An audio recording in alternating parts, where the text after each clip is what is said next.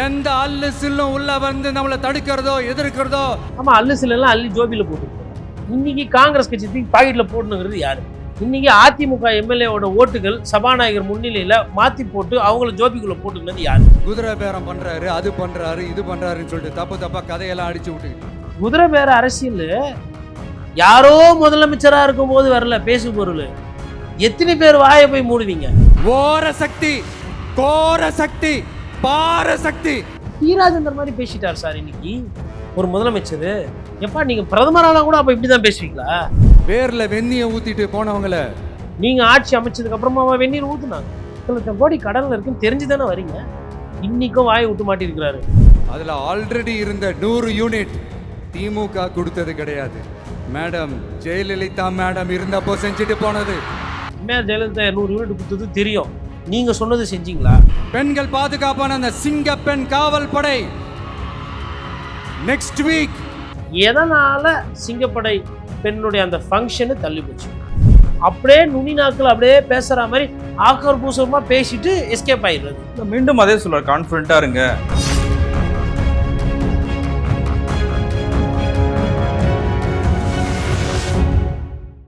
South beat அன்பு உறவுகளுக்கு வணக்கம். நான் ஃபெலிக்ஸ் இன்பவுலி. இந்த நேர்காணலில் நாம் சந்திக்க இருப்பவர் மூத்த பத்திரிகையாளர் திரு கோட்டீஸ்வரன் அவர்கள். வணக்கம். வணக்கம் நேயர்களுக்கு அன்பு வணக்கம். சார், இன்னைக்கு திருச்சி கிழக்கு தொகுதியில நன்றி தெரிவிப்பு கூட்டத்தில் முதலமைச்சர் விஜய் பேசியிருக்கிறார். அவர் தேர்தலில் 2 தொகுதியில் நின்னாரு, ஒன்று பெரம்பூர், ஒன்று திருச்சி கிழக்கு. அந்த திருச்சி 2 தொகுதியில் வெற்றி பெற்றதுனால ஒரு தொகுதியை அவர் ராஜினாமா பண்ண போறாரு. அது திருச்சி கிழக்கா இருக்கலாம் அப்படின்ற சூழல்ல அங்க ஒரு நன்றி தெரிவிப்பு கூட்டத்தை நடத்தியிருக்கிறாரு. ஒரு 5000 பேர் QR கோடு காமிச்சு அந்த கூட்டத்தில் பங்கு பெறலாம் அப்படின்னு சொல்லப்பட்டது. அதன்படி அந்த கூட்டம் நடந்திருக்கு. கூட்டத்தில் மீண்டும் ரொம்ப கான்ஃபிடென்ட்டா வந்து பேசியிருக்கிறாரு. இந்த 2 கட்சிகளும் வேணாம் அப்படின்னு சொல்லி என்னை நம்பி நீங்கள் ஓட்டு போட்டிருக்கீங்க, என்ன இன்னும் கொஞ்சம் அதிகமாக ஆதரிச்சிருக்கலாம், பரவாயில்ல, நீங்கள் அடுத்த முறை அந்த உங்களை நான் வந்து வென்றெடுத்துருவேன்னு நினைக்கிறேன் அப்படின்லாம் சொல்லியிருக்காரு. மீண்டும் ஸ்டாலின் சாரை பற்றி பேசியிருக்காரு. அந்த பேச்சு எப்படி பார்க்குறீங்க? முதல்ல வந்து ஓட்டு போட்ட மக்களுக்கு நன்றி சொல்லியிருக்கிறாரு. அவரோட வணக்கத்தையும் அவரோட கிராட்டிடியூட் எல்லாத்தையும் சொல்லியிருக்காரு. அது வந்து உண்மையிலே நல்ல விஷயந்தான், வரவேற்கிறோம். மக்களை போய் அவர் சந்திக்க மாட்டாருன்றது தான் என் போன்றவர்களோட விமர்சனமே. பரவாயில்ல, நெவர் லேட். இப்போ போய் மக்களை போய் திருச்சியில் நன்றி சொல்லியிருக்காரு. அதுக்கப்புறமா வந்து அரசியல் நிறைய பேசியிருக்காரு. இன்னைக்கு அரசியல் பேசியிருக்காரா, ஆக்கப்பூர்வமாக பேசியிருக்காரானா என்ன கேட்டால் அரசியல் பேசியிருக்காரு. இது என்ன அரசியல், என்ன ஆக்கப்பூர்வம், என்ன ரெண்டுத்துக்கும் வித்தியாசம்? அரசியல்ன்றது இதெல்லாம் இப்படி இருந்துச்சு, நான் இதெல்லாம் இப்போ இத்தனை நாளில் இவ்வளவு மாற்றிருக்கேன், இங்கே இருந்து இது இப்படி மாறும் அப்படின்றது ஆக்கப்பூர்வம். அரசியல்ன்றது அவங்கெல்லாம் விதைச்சிட்டு போயிருக்கிறாங்க, அவங்கெல்லாம் செதைச்சிட்டு போயிருக்கிறாங்க, நான் வந்துட்டேன், ஒரு நாள் நான் மாற்றி குத்துருவேன் அப்படின்னு சொல்லிட்டு யூகத்தின் அடிப்படையில் சொல்லிட்டு போகிறது அரசியல். சரி, இன்னும் ரெண்டும் என்ன புரியல, தெளிவாக சொல்லுங்க அப்படின்னு நீங்கள் கேட்குறீங்க. சில வாரங்கள் தான் ஆகியிருக்கு, அதுக்குள்ள புலம்புனா எப்படி? கரெக்டு. மேகதாதுன்னு ஒரு பிரச்சனை, திருச்சியில் உட்காந்து பேசுகிறீங்க, அங்கேருந்து அப்படி பார்த்தா கல்லணை, அங்கேருந்து இன்னும் கொஞ்சம் எட்டி பார்த்தா அப்படியே காவேரி போகிறது பார்க்கலாம், ஒரு ட்ரோன் ஷாட் மேலே விட்டா. விவசாயிகளோட ஒரு மிட் பாயிண்ட் திருச்சி. அப்போது அந்த இடத்துல வந்து இன்றைக்கி ஜூன் மாதம் தண்ணி வரணும், விவசாயிகள் பிரச்சனை இருக்குது, மேகதாதுல அணை கட்டுவேன்னு சொல்லி அவங்க பேசுகிறாங்க. இன்னும் ஒரு 10 செகண்ட் எக்ஸ்ட்ரா பேசியிருக்கலாம்ல. பிரதமரை கூட போய் பார்த்தேன், அதை பற்றி பேசினேன், இல்லை இதுக்குன்னு ஒரு வாட்டி போவேன். இப்போ DK சிவகுமார் காங்கிரஸ் கட்சியில் இருக்கிறதுனால நாங்கள் கூட்டணியில் இருக்கிறோம், தேவைப்பட்டால் ராகுல் காந்திக்கிட்டேயும் நான் இதை எடுத்துகிட்டு போய் பேசுவேன். அவர் எப்படி அவரோட மாநிலத்துக்கு உண்மையாக இருக்கிறாரோ, இல்லை அவங்க எப்படி இருக்கிறாங்களோ, அதே மாதிரி இந்த ஜோசப் விஜய் தமிழ்நாட்டு மக்களுக்கு உண்மையாக இருப்பேன், நீங்கள் எதையும் கவலைப்பட வேணாம், நான் பார்த்துக்கிறேன், கான்ஃபிடண்ட்டாக இருங்க மக்களேன்னு ஒரு 2 லைன் எக்ஸ்ட்ரா சொல்லியிருக்கலாம். மாநில உரிமைகள் பறிபோறதை நான் அனுமதிக்க மாட்டேன், சமூக நீதியை விட்டு கொடுக்க மாட்டேன் அப்படின்லாம் சொல்றாரு. சரி, அது ரைட்டு. இப்போ உயிர் சேதங்கள் நடக்குது இல்லையா, பெண்கள் பாதுகாப்பு பிரச்சனை பேசுகிறோம், இப்போவும் நடக்குது. இப்போ இந்த அரசு வந்து இதை தடுக்கிறதுக்கு என்ன பண்ணியிருக்குன்னா, இப்போ விரைவில் சிங்கப்படை வந்து இது பண்ணுன்னு சொல்லிட்டு அது வரலாம் கூட ஓகே. நல்ல திறமையான அதிகாரிகளை அதிகாரிகளை போட்டிருக்காங்க பார்த்தோம். ஐயா அருணுக்கு வந்து ரொம்ப திறமையான பதவி கொடுத்துருக்கிறீங்க, விஜிலன்ஸ் அண்ட் ஆன்டி கரப்ஷனுடைய தலைவரா. அவரை பத்தி நீட்டுக்கு மனு எழுதி எடுத்துட்டு போய் கொடுத்தது யாரு? நீங்க சொன்ன அந்த அதிகாரியில் அவர் வருவாரா வரமாட்டாரா? சரி, நாளைக்கு சிங்கப்படையில் ஒரு அதிகாரி கையூட்டு பெற்று ஒரு ஒரு வழக்கில் வந்து மாடிஃபை பண்ணுறாங்க, இல்லை அது சம்மந்தமாக வந்து ஆர்கியூ பண்ண போகும்போது இவர் அதிகாரி வந்து கவர்மெண்ட் ப்ளீடரையும் அமுகுறாரு காசு குத்து. அப்போ எந்த லஞ்ச ஒழிப்பு துறையை வச்சு அதை சரி செய்வீங்க? நீங்க போட்ட அதிகாரி எல்லாம் சூப்பர் அப்படின்னா அங்க எதிரில இருந்து கை தட்டுறாங்க இல்லையா, அவங்களுக்கு தெரியாது யார் அதிகாரி, அவங்களுக்கு எம்எல்ஏ யாரு அமைச்சர் யாரே தெரியாது. இல்ல அந்த அதிகாரிகளை திமுக இயக்குது அப்படின்னு தானே குற்றச்சாட்டு வச்சாரு. இப்ப அந்த அதிகாரிகள் தாவேகா அரசு கீழே தானே இருக்காங்க. தாவேக்கா இயக்கட்டும், தாவேக்கா எதுவும் இயக்காதெல்லாம் வேண்டான்னு சொல்லலை. நான் என்ன சொல்றேன்னா, நீங்க இன்னும் டீட்டெயிலா பேசணும், இன்னும் வந்து மக்களுக்கு வந்து ஒரு சில விஷயங்கள் சொல்லணும். இன்னொரு நீங்க பாத்துக்கங்கன்ட்டாரு. இல்ல கரெக்ட். நான் இன்னொரு எடுத்துக்காட்டு சொல்றேன் இருங்க. அதெல்லாம் உங்க தொண்டர்கள் கிட்ட சொல்றாரு. கரெக்ட். நீங்க பதில் சொல்லுங்க. நான் மக்களுக்கு நல்லது செய்ய தான் வந்திருக்கேன், அதை மட்டும் நான் செய்யறேன். கரெக்ட். மக்கள் நானும் அவர் கெட்டது செய்ய வந்தாரு, ஊழல் பண்ண வந்தாரு நான் சொல்லல. நான் என்னன்னா, அவர் சொன்ன ஒரு சிலதுல பாதியா அப்படியே ஓப்பன் பண்ணிட்டு அப்படியே விட்டுட்டு போறீங்களா, அது ஏன் பண்றீங்கன்னு தான் நான் கேட்குறேன். 200 யூனிட் கரண்ட் பத்தி பேசுனீங்களா? 100 யூனிட் அம்மையார் ஜெயலலிதா கொடுத்தாங்கன்றது சொன்னீங்களா? அது அங்கே இருக்கிறவங்களுக்கு நிறைய பேர் தெரியாது, அதனால் அம்மையார் ஜெயலலிதா பேர் சொல்லும்போது கை தட்டுறாங்களா? ரைட்டா? அது திமுக கொடுக்கல, அது வேற சப்ஜெக்ட். நான் என்ன கேட்குறேன்னா, நீங்கள் மாதம் 200 யூனிட் பேசினீங்களா இல்லையா? இப்போ மாதம் 200ன்னு பேசினா மாதம் 200 யூனிட்டா, இல்லை 2 மாதத்துக்கு ஒரு வாட்டி 200 யூனிட்டா, 500 யூனிட்னு குறுக்களை வச்சு ஜனங்களுக்கு பெருசாக உதவி கிடைக்காம பண்ணியிருக்கீங்களே, அதை ஏன் விளக்கமாக சொல்லலை? விமர்சனம் ஆயிருக்குன்னு தெரிஞ்சதுல, அப்போ 200 யூனிட் விமர்சனம் ஆயிருக்குன்னு தெரியுது. ஆனால் அந்த விமர்சனத்துக்கு முழுமையாக டெக்னிக்கலாக பதில் சொல்லாமல் அதை மேம்போக்காக பேசிட்டு ஒரு படம் மாதிரி எல்லாரையும் அதுக்கு கை தட்ட வச்சுட்டு அதுக்கு எல்லாரும் சந்தோஷப்பட வச்சுட்டு ஒரு காட்சி மாதிரி கட்டிட்டு அது கடந்து போக சொல்கிறது என்ன நியாயம்? 3.3 கோடி கஸ்டமர்ஸ் இருக்கிறாங்க, பயனாளிகள். அதாவது கரண்ட்டுக்கு பயனாளிகள் சொல்ல முடியாது, கரண்ட் யூஸ் பண்ணி காசு கட்டுறாங்க. அதில் கிட்டத்தட்ட 2.5 கோடி வந்து டொமெஸ்டிக். இந்த 2.5 கோடி மக்களுக்கு 200 யூனிட்ன்றது பெருசு. மேபி ஓகே ரைட்டு, எல்லாருமே அந்த 200 யூனிட் காசுக்காக உங்களுக்கு ஓட்டு போடலை, ரைட்டு சொன்னது நீங்கள். ஆனால் மக்கள்கிட்ட இப்போ என்ன பண்ணுறீங்க, அம்மையார் ஜெயலலிதா 100 யூனிட் கொடுத்தாங்க, இந்த வரலாறு யாருன்னா கேட்டாங்களா? இப்போங்க அம்மையார் ஜெயலலிதா 200 யூனிட் கொடுத்தது தெரியும், நீங்கள் சொன்னது செஞ்சீங்களா? அவங்க மாதம் கரண்ட் பில் வரும்னாங்க, ஆனால் அவங்க பண்ணல, அவங்க கரண்ட்டு கொடுக்கல, கரண்ட் விலையை ஏற்றி விட்டாங்க. நீங்கள் என்ன பண்ணியிருக்கிறீங்க? அப்போ நீங்கள் வந்து 200 யூனிட் சொல்லிவிட்டு 500 யூனிட்னு கேப் வச்சுருக்கீங்களே, அது வந்து நீங்கள் சொன்னதை விட அதில் ரொம்ப கம்மியாக தானே செஞ்சுருக்கீங்க. பயனாளிகளோட எண்ணிக்கை ரொம்ப குறைவாக இருக்கு. அங்கே உட்காந்துக்கிட்டு விவசாயிகளோட பிரச்சனைன்றீங்க. விவசாயிகளோட கடனை முழுவதாக ரத்துன்னு சொல்லி பேசுனீங்கல்ல, விஜய் சார் தானே பேசினாரு. அதை ஏன் டீட்டெயில் சொல்லல? அதில் ஏன் ஸ்லாப்பு போட்டிங்க? விவசாயி கடனில் வந்துட்டு 95,000 கட்டணமா, 5,000 ரூபா தள்ளுபடியா, 1,00,000 ரூபா கடனுக்கு 95,000 ரூபா கட்ட தெரிஞ்சவர் மொத்தத்தையும் கட்ட மாட்டாரா? ஏன் இதை ஏன் விளக்கமா இப்போ நான் வந்து இவர் சொன்னதுலேருந்து ஆக்கப்பூர்வமாக பேசுகிறேன். சரி, எதனால சிங்கப்படை பெண்ணுடைய அந்த ஃபங்க்ஷனு தள்ளி போச்சு? யார் அடுத்த வாரம் நடத்த போறோம்னு சொல்லியிருக்காரு. அடுத்த வாரம் சரி, அது போன வாரம் நடக்கும்னு சொன்னாங்க, இந்த வாரம் நடக்கும்னாங்க. ஏன் இந்த வாரம் நடக்கல? எதனால ஒரு வாரம் 10 நாள் தள்ளி போடுறீங்க? ஏன்னா நாட்டில் எதுவும் தப்பு நடக்கலன்னு நினைக்கிறீங்களா? போதையெல்லாம் ஊறி இருக்குது, அது இருக்குது இருக்கீங்க. சரி, அப்புறம் இன்னொன்று பேசினார், என்னது குதிரை பேர அரசியல். நீங்கள் போயிருக்கிறீங்களா இடத்துக்கு? நீங்கள் திருச்சி, அங்கேருந்து ரொம்ப பக்கம் தஞ்சாவூர், கும்பகோணம், வேகமாக இவர் வண்டிலாம் போனால் 1/2 மணி நேரத்தில் போயிடலாம் கும்பகோணம். ஒரு அதிமுக தொண்டன் தீ குளிச்சு செத்துட்டான். என்ன சொல்லியிருக்கிறாங்கன்னா, அதிமுகவில் நடக்கிறதெல்லாம் பார்க்கும்போது மனசு தாங்கலைன்றான். அதிமுகவில் இப்போ என்ன நடக்குது? அதிமுகவில் என்ன நடக்குதா? பிளவு நடக்குது. எதனால் பிளவு நடக்குது? அவங்களே ஒருத்தர் பிச்சுக்கிறாங்களா? யார் அந்த பிளவுக்கு காரணம்? சேர்ந்துட்டாங்களே சார், அவங்க திருப்பி சேர்றாங்க, பிளவு ஆகுறாங்க. அதுதான் அந்த கட்சி பிரச்சனைங்க. அந்த கட்சியில் இதெல்லாம் நடக்குதா இல்லையா? இதற்கும் ஐயா ஆதவ் அர்ஜுனாக்கும் சம்மந்தம் இருக்குன்னு பேசுகிறாங்க. இதற்கும் அம்மையார் லீமா ரோஸ் பேர் பேசினப்போ அவங்க ஒரு விளக்கம் கொடுத்தாங்க, இதுக்கும் நானும் சம்மந்தம் கிடையாது, எனக்கு இப்போ தான் ஓரளவுக்கு மனசு இருக்குன்றாங்க. இதெல்லாம் மதிமுகவுக்கு வேண்டி பண்ணாங்களா? துரை வைகோ வந்து கஷ்டமாக இருக்காரு, துரை வைகோ வந்து உதயசூரியன் ஜெயிச்சிட்டாங்க அவங்க கட்சி, அந்த கட்சியை எப்படின்னா மீட் எடுக்கணும், அவங்களுக்கு மெஜாரிட்டி தேவை இல்லை, அவங்க வந்து துரை வைகோ இன்னொரு நாள் முதலமைச்சர் ஆகணும்னு சொல்லிட்டு இவங்க இதெல்லாம் யாருன்னா பண்ணுறாங்களா? எந்த கட்சிக்காக இதெல்லாம் நடக்குது? நல்லா அழகாக இருக்கிறீங்க சார், நல்லா பேசுகிறீங்க, அதனால் நீங்கள் இது பேசுகிறதுனால அங்க உட்கார்ந்து இருக்கிறவங்க ஓகே ஏத்துக்கிறாங்க. எல்லாரையும் ஏத்துக்க வைக்க நீங்க இல்ல, இந்த முயற்சி குதிரை பண்றீங்க. பேரம்லாம் சொல்லாதீங்க. கான்ஸ்டிடியூஷன் படி சரி, நாங்க செய்வோம். இது சட்டப்படி செய்வோம். கான்ஸ்டிடியூஷனுக்கு இதுக்கு பேர் தான் வந்து ஹார்ஸ் ட்ரேடிங்னு வச்சிருக்கிறாங்க. 191 இந்திய அரசியல் அதான் கான்ஸ்டிடியூஷனு, புரியுதுங்களா? அதுக்கப்புறமா வந்து 192ல யார் டிஸ்குவாலிஃபை பண்ணலாம், யாரை பண்ணலாம். 196 கவர்னர் ஒரு ஆட்சி எப்படி கலைக்கலாம், ஏன் கலைக்கலாம், ஏன் ஒரு எம்எல்ஏவை கலைக்கலாம், இதெல்லாம் அதிகாரத்தில் இருக்குது. யாரும் வந்து சட்டம் எதனா பேசினாரா இன்னைக்கு? டெக்னிக்கெல்லாம் பயன்படுத்த முடியாது. நான் வழக்கறிஞர், என்ன நீங்க இப்படி எல்லாம் சொல்றீங்க? ஏமாத்த முடியாது. உஷாராயிட்டாங்க. இந்த பழைய ஐயா, அது பாருங்க, நான் புஸ்தகத்தை எடுத்து யாரோ ஒரு காணொலியில காட்டிருக்கேன். எனக்கு இப்ப நேரம் இருந்ததுன்னா நான் இன்னும் ஒரு 3 சரத்துகள் எடுத்து படிப்பேன்.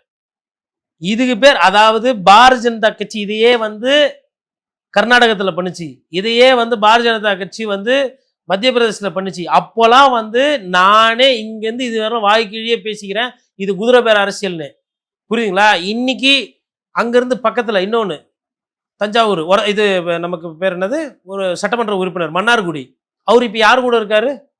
அவர் எந்த கட்சியில் என்னாரு? சரி, அம்பாசமுத்திரத்துல. சரி, நான் கேட்கல, உங்களோட சொந்த துறையில இருந்து ஐயா அமீர் 2 கேள்வி கேட்டாப்பல, 2 கேள்வி. ஒன்று, அம்பாசமுத்திரத்துல ஜெயிச்சது ரெட்டேல, 2வது வந்தது காங்கிரஸ், 3வது வந்தது தாவேகா.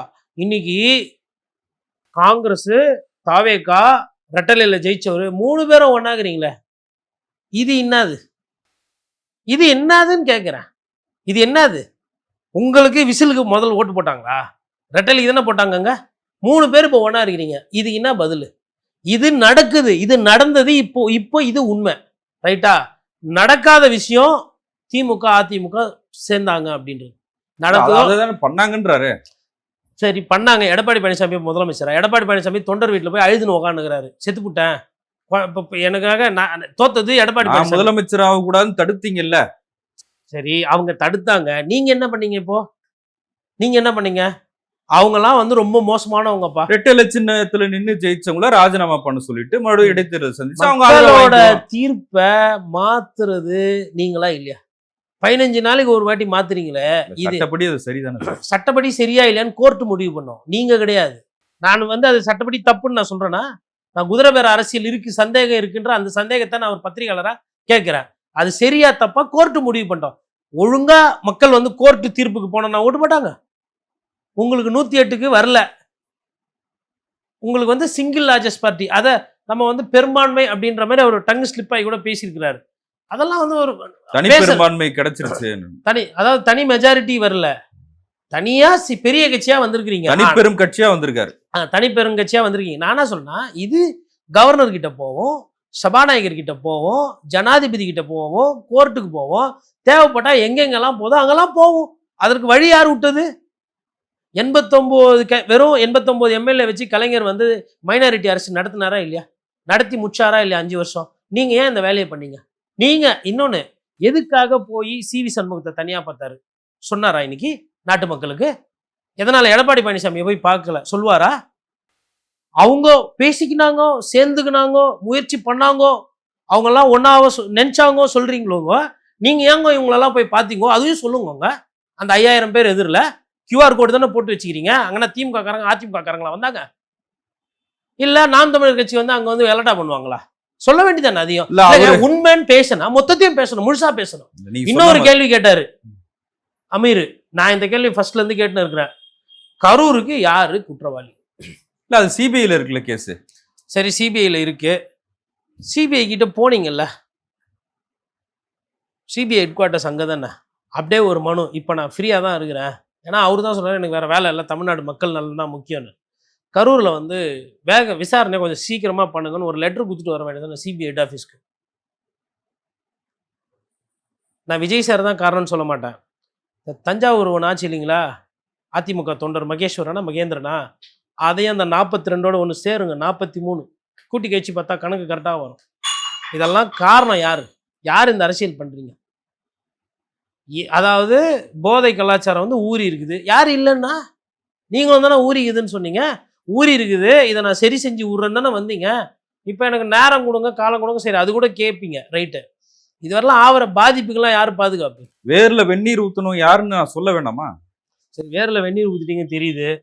செடியை எடுத்துட்டு அதெல்லாம் தட்டி கிட்டி விட்டுட்டு சரி செய்ய வேண்டிய வேலை இல்லை. எவ்வளோ நாள் ஆகும் அதை சொல்லுங்க. இன்னைக்கும் வாயை விட்டு மாட்டியிருக்கிறாரு. நான் இதெல்லாம் சரி செய்வேன்னார்ல, இதெல்லாம் எவ்வளோ நாள் சரி செய்ய போறாரு என்ன எதுன்றது பார்ப்பாங்க ஜனங்க. இன்னைக்கு எதனா ஒரு டைம் கொடுத்துட்டு சொல்லியிருக்கிறாரு அவரு. ஒரு ஆளுமைனா ஒரு டேட்ல கமிட் ஆகணும், ஒரு தேதினா ஒரு கமிட்ல ஆகணும். இன்னைக்கு முதலமைச்சர் நீ திருச்சி மக்களை போய் கேட்க சொல்லுங்க. நான் காலையிலேருந்து விசாரித்தேன். திருச்சி, புதுக்கோட்டை, லால்குடி எல்லா இடத்துலையும் கேட்டேன். முசிறியிலலாம் சத்திரம் பஸ் ஸ்டாண்டுன்றது ரொம்ப முக்கியம். எல்லாரையும் வந்து 1.5 கிலோமீட்டர் 2 கிலோமீட்டர் ஜனங்களெல்லாம் நடக்க வச்சுக்கிறாங்க. கிளாம்பாக்கத்துக்கு தான் பஸ்ஸு ஓடல, ரைட்டு. சேகர் பாபு இருந்தாலும் பஸ்ஸு ஓடாது, புதுசாக அமைச்சர் போட்டாலும் பஸ்ஸு ஓடாதுன்னா அப்போ என்ன அர்த்தம்? ஓட்டு போட்ட மக்களுக்கு என்ன பதில்? நான் என்ன கேட்குறேன்னாங்க, ஒரு ப்ரைவேட் வண்டியை விடலைன்னா கூட பரவாயில்லைங்க. பஸ்ஸில் போகிறவங்க இல்லாதப்பட்டவங்க, ஏழைப்பாழைங்க 1.5 கிலோமீட்டர் 2 கிலோமீட்டர் கை குழந்தையும் அக்கில் பைய தூக்கி வச்சு நடந்து போகிறாங்களா? இதுதான் நன்றி சொல்கிற லட்சணமா? இல்லை முன்னாடியே அனௌன்ஸ் பண்ணிட்டாங்களே சார், இந்த மாதிரி வழித்தடங்கள்லாம் மாற்றம் செய்யப்படும். நான் என்ன கேட்குறேன்னாங்க, அப்படி மாற்றம் செய்யறதுன்றது விஜய் சாரை பார்க்க வரவங்க வண்டியை தொலைவில் நிறுத்துங்க. 5000 பேர் வந்தாங்கல்ல, அவங்க வண்டியை வேற எங்கன்னா வெளியில் வச்சுட்டு அவங்க எப்படியா இருந்தாலும் வருவாங்க. எல்லாம் இலசுகள் இடகாட்டமாக இருக்காங்க. வேலைக்கு போகிறவனும் குடும்பத்தை காப்பாற்றுறவன் பொழப்ப பார்க்குறவன் எதுக்கு கஷ்டப்படுத்தீங்கன்னு நான் கேட்குறேன். தொண்டர்களையோ எல்லா மாநாடுக்கும் நான் இதை தான் சொல்லுவேன். தொண்டர்கள் வண்டியை வெளியில் நிப்பாட்டுங்க சார், மாற்றி செய்யுங்க சார், அதான் சார் மாற்றம். அது ஒண்டி கூட்டத்துக்கிட்ட எத்தனை போய் வண்டியை விடுறீங்க, இன்னும் தள்ளி நிறுத்துங்க அவங்கள. அன்னைக்கு அண்ணால வேலை பார்க்குறவங்க பார்க்கட்டும். மொத்தம் எண்ணி ஒரு 1000 வண்டி விடுங்களா திருச்சி உள்ள தாவேக்காக்குன்னு 1000 வண்டி, அவ்வளோதான். அதுக்கு மீதி வர்றது எல்லாம் வெளில பண்ணிருக்கலாம்ல. என்ன ஆகிட போகுது?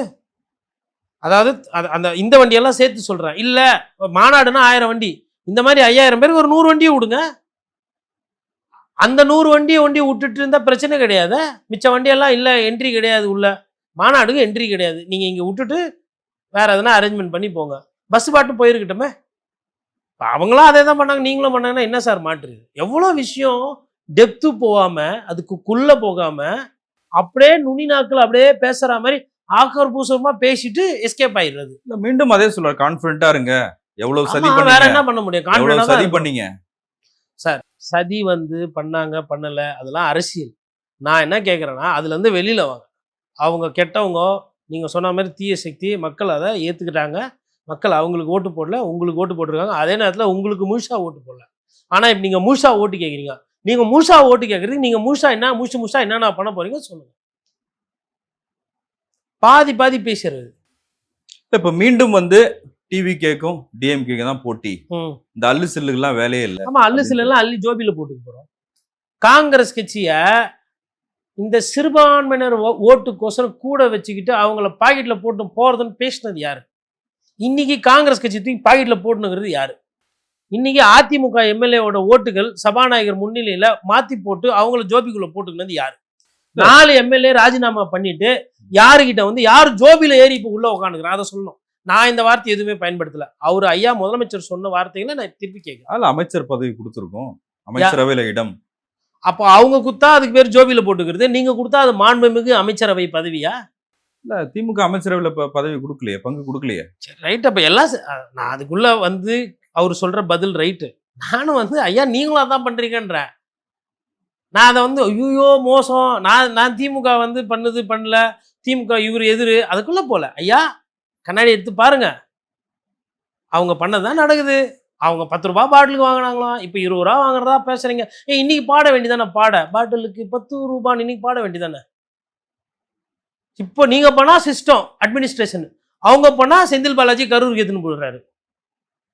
செந்தில் பாலாஜி ஐயோ நான் 10 ரூபாய் வாங்கலாம், 5 ரூபா தான் அவரு எசப்பாட்டு எதிர்பார்ட்டு வேணா பாடலாம். இப்போ 10 ரூபாய் கிடையாதுங்க. இல்ல அதே கான்பிடென்ட்டோட அதே பொலிட்டிக்கல் அப்பதானே மறுபடியும் 10 சீட் ஜெயிக்க முடியும் சார். அவர் சொன்னது சரி. இன்னைக்கு மகளிர் உரிமை தொகை சொன்னார்ல, இது எப்போ வரும்? ஏன்னா ஒரு ஐடியா.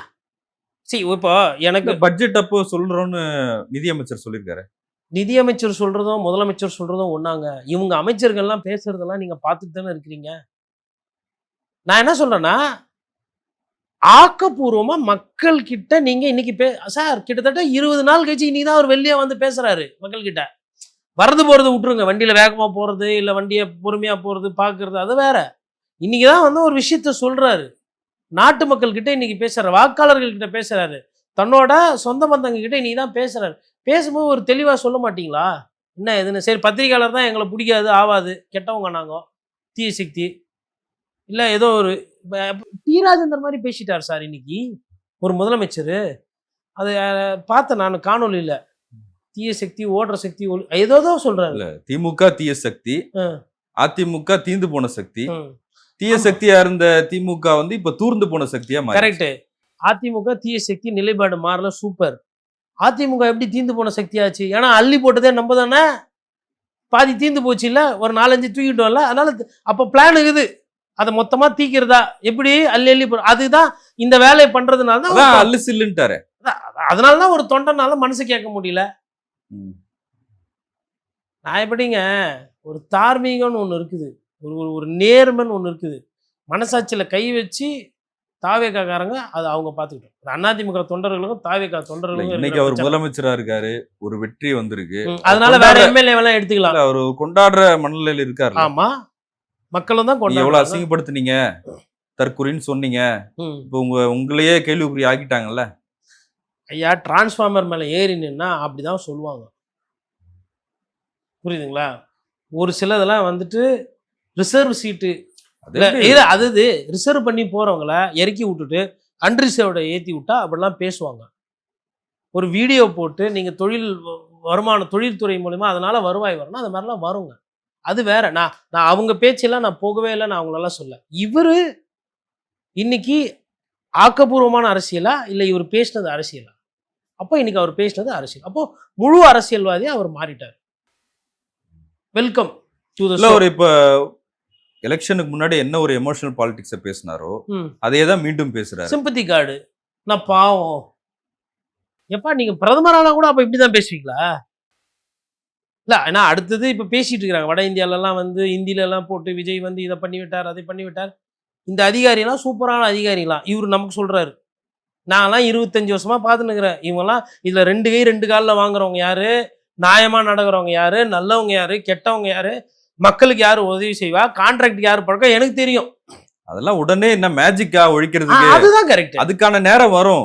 நான் சொல்றேன் அதெல்லாம் கரெக்ட், அதுக்கான நேரம் வரும். ரைட்டா? அப்போ அதுக்கான நேரம் எப்போ வரும், எதுல இருந்து வரும், எதுல வரும்?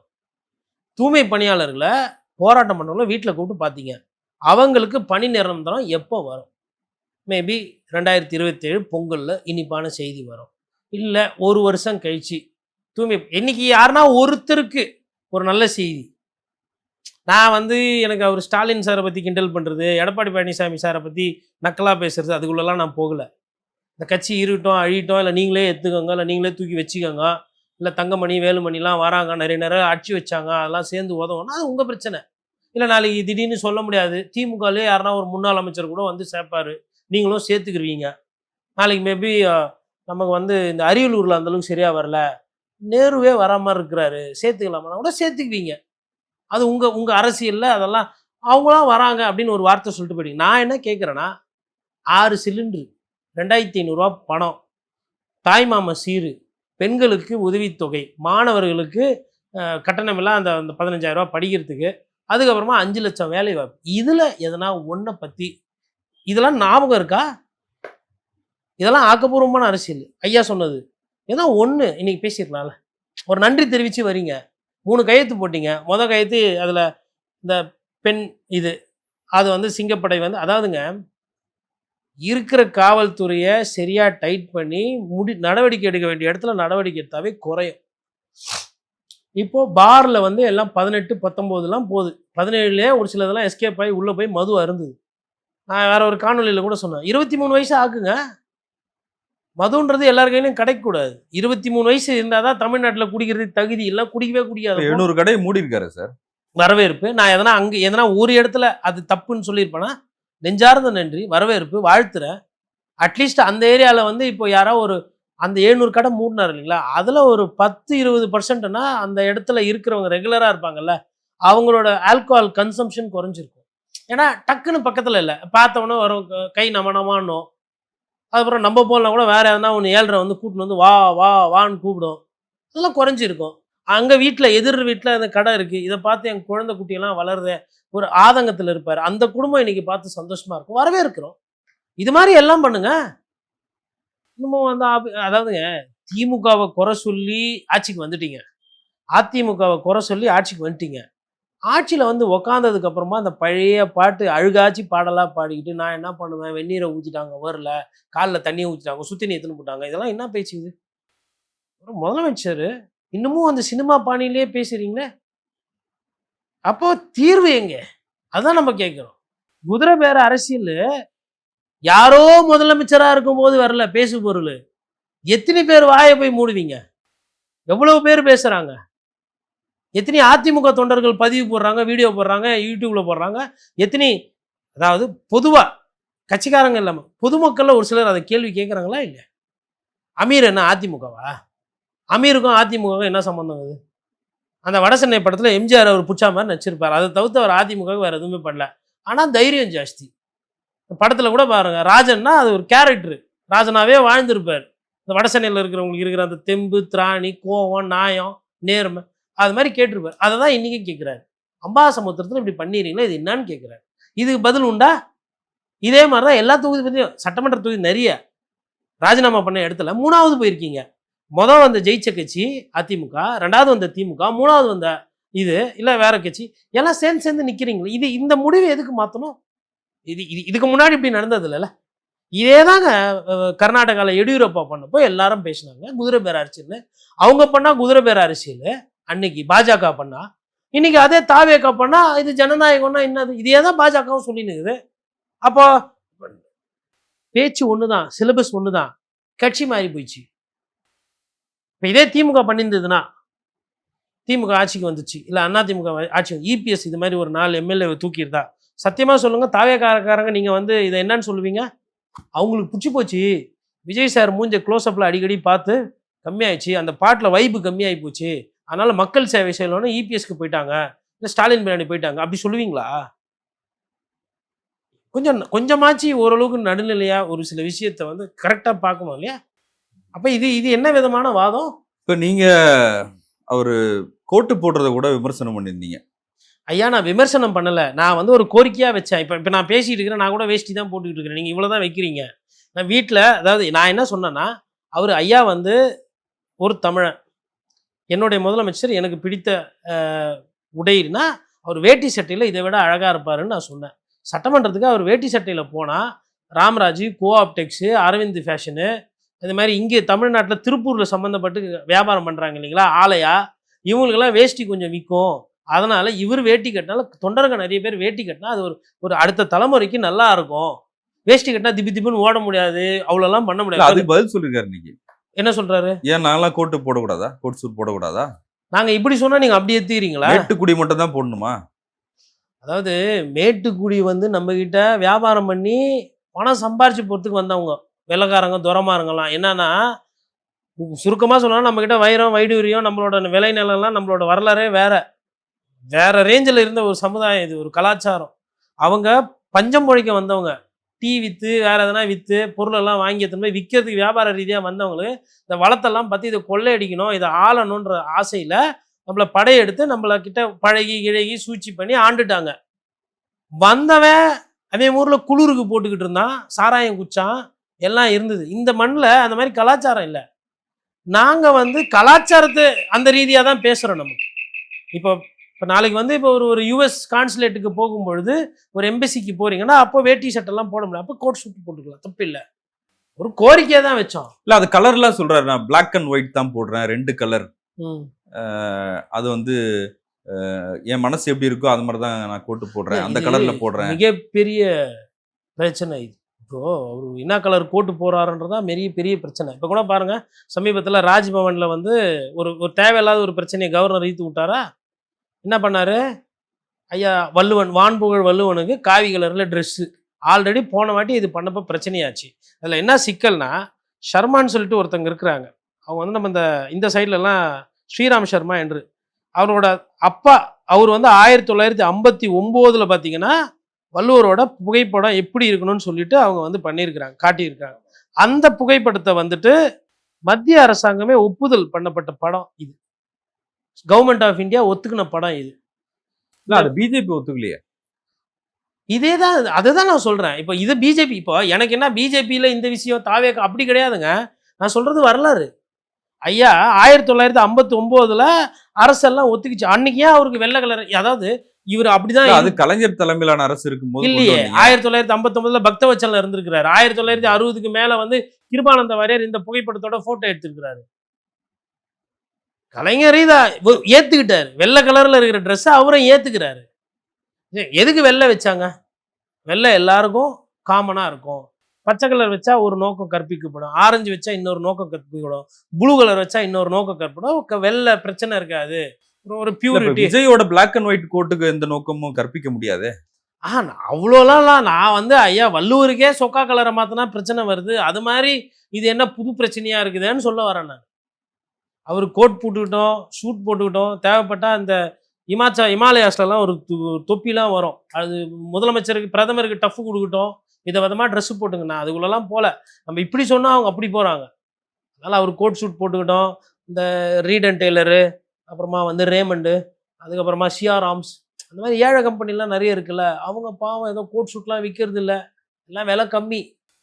சினிமா கவர்ச்சி சினிமா கவர்ச்சின்னு சொல்றாங்க, நான் என்ன அப்படின்னு நிறுத்திட்டாரு. இல்ல அவரு லேத்து பட்டறையில கஷ்டப்பட்டு ஐயா உழைச்சி தெருவா போய் போஸ்டர்லாம் ஓட்டி தேர்தலில் எல்லா மக்களையும் போய் சந்திச்சு, நான் என்ன கவர்ச்சி நடிகரா இல்ல கவர்ச்சி நடிகையான்னு கேட்க வர்றாருன்னு நினைக்கிறேன்.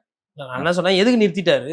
ஃபுல்லா கம்ப்ளீட் பண்ண வேண்டியதானே சார். அவரு வேணா இப்ப நான் என்னை வந்து நீங்க வந்து அடிச்சு போட்டீங்கன்னா கூட நான் பத்திரிகைக்காரன்னு சொல்லுவேன், நான் பால்காரன்னு சொல்லுவேன், நான் வழக்கறிஞர் சொல்லுவேன்.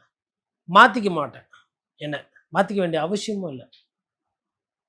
பால் அப்படின்னு வரும்போது விவசாயத்தோடு நான் பண்ணுவேன், வழக்கறிஞர்னு சொல்லும்போது சட்டத்தோடு நான் ஒன்றி போவேன். ஒரு பத்திரிகையாளர் போது நான் பொதுவாக வனத்துக்கு சொந்தக்காரன், இயற்கை ரீதியாக போகணும் அப்படின்ற மாதிரி போவேன். அப்போது என் தன்மை வேணும். அப்போ நான் என்ன பத்திரிகைனா, இப்போ நீங்கள் வேறு யார், ஆர்மியில் எதனா வேலை செஞ்சீங்களா, இல்லை துரந்தர் மாதிரி எதனா படத்தில் அதே மாதிரி ஸ்பையாக இருந்தீங்களா? இப்போ நீங்கள் யார், அதில் என்ன உங்களுக்கு டவுட் வந்துச்சு இப்போ சார்? அதாவதுங்க, இந்த பத்திரிகை துறை தான் அவருக்கு பெரிய பெரிய பதவிகளையும் பெரிய பெரிய இடத்தையும் கொடுத்துருக்கு. அதை அவர் அப்படி சொல்லக்கூடாது. நானா பத்திரிகை, நானா இப்போ சினிமாக்காரனா அவர் சொல்லக்கூடாது, ஊரே சொல்லுது. இன்னமும் பாருங்க, இப்போ எதுக்கு இவ்வளோ டிக்டாக் ரீல்ஸ்லாம் போட்டுக்கிறாங்க அமைச்சர்கள்? ஏன்னா உங்க இன்ஃப்ளூயன்ஸு. அமைச்சர் ஆய்வுக்கு போனால் கூட ட்ரோன் கேமராவோட போறாரு, ட்ரோன் கேமராவோடவா போவாங்க? இதுக்கு முன்னாடி அமைச்சர்லாம் ட்ரோன் கூடாதான்னு கேட்பாங்க. நல்ல கேள்வி. நம்மளோட பிரச்சனை எவ்வளோ மண்ணு திருட்டு போகிறதுன்றது பிரச்சனை இல்லை, ட்ரோன் போகலாமா ட்ரோன் போடக்கூடாதான் பிரச்சனை. மண் எவ்வளோ திருடு போகுது, தாசில்தார் பில்லு போடுறாரா இல்லையா, அந்த இடத்துல கனிம வளம் பாதிக்குது, கனிம வளம் வெளியூருக்கு போகுது, இதெல்லாம் வந்து இது எந்த தனி நபருக்கு இது போகுது, நிலத்தடி நீர் என்ன ஆகும், இது மோசமாகுது, திறக்கலாமா வேணாமா, அதெல்லாம் பிரச்சனை இல்லை. ட்ரோன் விடலாமா வேணாவா, ரீல்ஸ் போடலாமா வேணாமா, இதுதான் நம்ம பிரச்சனை. ஃபேஸ்புக்கில் லைவ் போடலாமா வேணாமா, ஃபயர் விடணுமா வேணாமா? மக்களுக்காக தானே போடுறாங்க. கரெக்டு. மக்களுக்காக தான். இப்பதான் ஒருத்தர் விவசாயத்தை பத்தி பெருமையா பேசி இப்ப வாங்கி கட்டிட்டு இருக்காரு, விவசாய சங்கத்துக்கிட்டலாம் ஒரு அமைச்சர் ஐயா ஆதவு. இதே மாதிரி பேசினே வாங்க ஒவ்வொன்றா. அதாவது ஒரு விஷயம் கூட கொஞ்ச நேரம் பேச விடணுங்களா, இன்னும் ஒரு 20 நிமிஷம் பேசினா இன்னும் நிறைய நிறைய கண்டென்ட், நிறைய விஷயங்கள் வெளியில வரும். இந்த ஒரு படத்துல நினைப்பேன், ஒருத்தர் போய் உட்காருவாரு, ஃபர்ஸ்ட் மற்ற 3 பேரும் வந்து ரொம்ப தெளிவான ஒரு போல, அப்புறமா கடைசியா கம்பளி பூச்சி ஏன்டா பறக்க விட்ட, விமானம் எவ்வளோ ஹைட்டில் போகுது அப்படின்னு சொல்லிட்டு ஒரு அடி அடிச்சுட்டு போவாப்புல. அதெல்லாம் ஞாபகம் வருது எனக்கு படம் ரீதியாக பார்க்கும்போது.